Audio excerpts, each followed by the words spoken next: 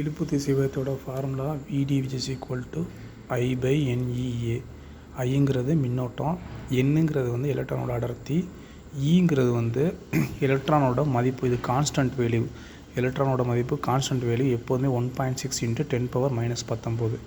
ஏங்கிறது வந்து கொடுக்கப்பட்ட தாமிர கம்பியோட குறுக்கு வெட்டு பரப்பு, கிராஸ் செக்ஷனல் ஏரியா ஏ. சரியா? அப்போ நம்ம வந்து இதில் வந்து மின்னோட்டத்தோட மதிப்பை சப்ஸ்டிட் பண்ணுறோம் 0.2. மின்னோட்டத்தின் அடர்த்தி என்ன கொடுத்துருக்காங்கன்னா 8.4 × 10⁻28 கொடுத்துருக்காங்க. எலக்ட்ரானோட மதிப்பு வந்து 1.6 × 10⁻⁻19. இது மனப்பாடமாக வச்சுக்கிறேன் மைண்டில். ஓகேவா? இது வந்து 7வது லெசன்லேயே 8வது லெசன்லேயே இருக்கும். இது எப்படி இந்த வேல்யூ வந்துச்சு அப்படின்னு சொல்லி ஒரு 5 மார்க்கு மில்லிகன் எண்ணெய் துளி ஆய்வில் வரும். அடுத்து வந்து ஏரியா கொடுத்துருக்காங்க. இதில் கொடுத்துருக்காங்க எம்எம்மில் கொடுத்துருக்காங்க. அது வந்து எம்எம் ஸ்கொயரை மீட்டர் ஸ்கொயரை கன்வெர்ட் பண்ணும்போது × 10⁻⁻6 பெருக்கணும். ஓகேவா? இப்போ இந்த அடுக்குகள்லாம் கவனி, 10 10 10 இருக்குது. அடிமானம் 2, 3லேயும் அடிமானம் சமம்.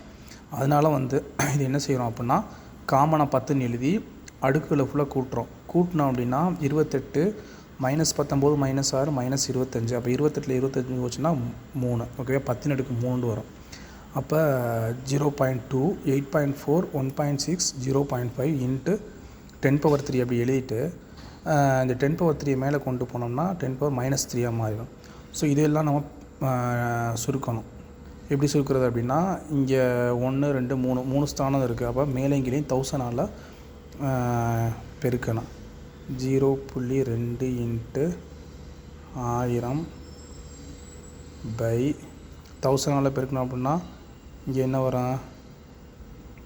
84 வரும். × 16 இங்கே வெறும் 5ன்னு வரும். ஓகேவா? இங்கே மேலே வந்து × 10⁻³ அப்படியே இருக்கும். இங்கே மேலே வந்து 2000 அப்படின்னு வரும். 84 × 16 × 5 × 10⁻³ இந்த டேமை ஃபுல்லாக சுருக்கும் போது நம்மளுக்கு அந்த இதில் உள்ள விடை கிடச்சிரும். சரியா? அவ்வளோதான் இந்த சம். ஈஸி.